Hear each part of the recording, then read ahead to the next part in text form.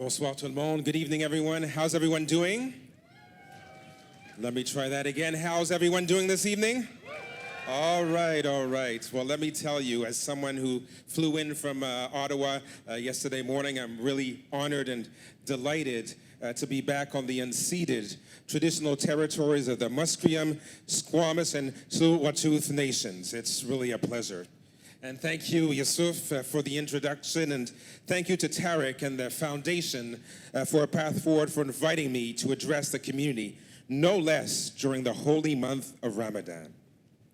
And thank you to the Foundation for your trailblazing approach as BC's first official convener of faith-based communities for anti-racism.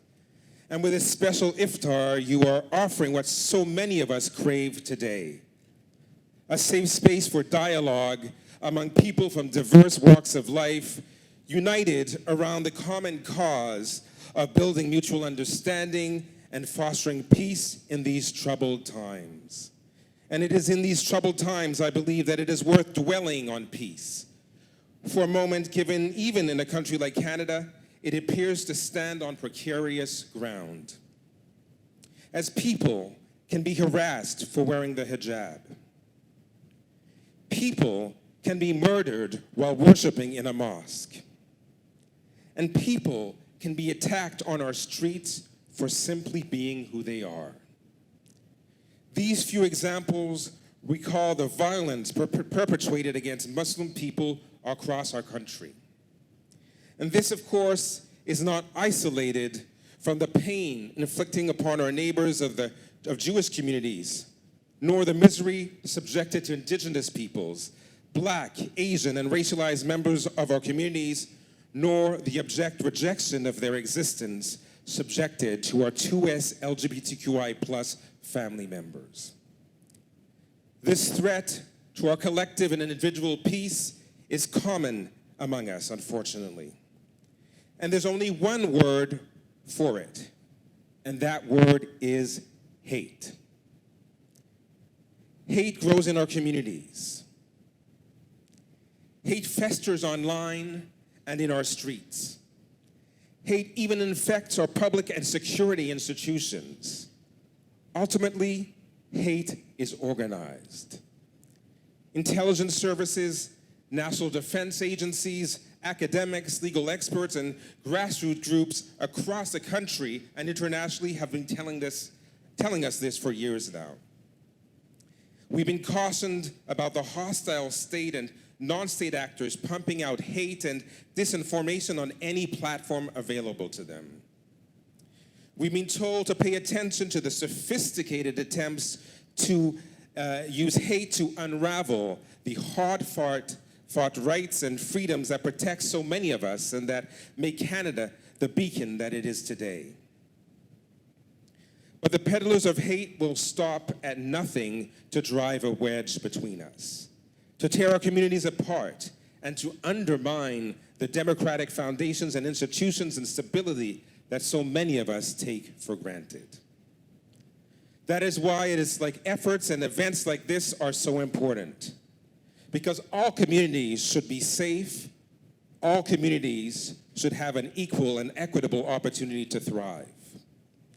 And I can proudly say to you that the Federal Anti-Racism Secretariat under the mandated Minister Kamal Kira remains steadfast in our commitment to be at your side. We continue to be ready to take action where action is required.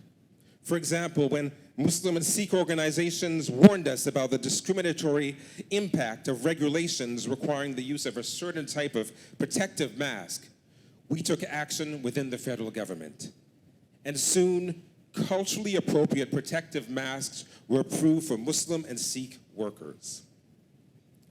When in 2021, a rash of Islamophobia and anti-Semitism drew national concerns, we organized Canada's first ever national summits on Islamophobia and anti-Semitism. They brought together not only faith and community leaders, but also the Prime Minister and federal ministers to hear firsthand how racism, hate, and discrimination impact people. With the death of Joyce Echaquan, an Indigenous woman in Quebec, in a hospital being subjected to racist remarks, we also took action. And we are really pleased that there's a commitment of the federal government to co-develop a comprehensive approach to combating anti-Indigenous hate and racism. So, these are just a few examples of our commitment to take action. And with our very clear mandate from the Prime Minister, we're committed to working hand in hand and shoulder to shoulder and arm in arm with you to deliver the kind of impact that changes systems and transforms lives. Our commitment will always be to center your voices, community voices, in our efforts to work with our colleagues across government to advance life-affirming and life-transforming policies that are meaningful to you, those who live the scourge of racism every day. For now, more than ever, we must reject the messages that tell us to distrust, hate, and even consider our neighbors as threats.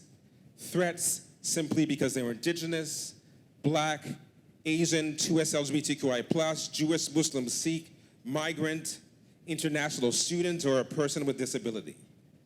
Now is the time to come together. Now is the time to reaffirm our bonds to one another. Now is the time to renew our commitment to each community's well-being and to unite against all forms of hate. Now is the time. Merci. Shukran. Merci.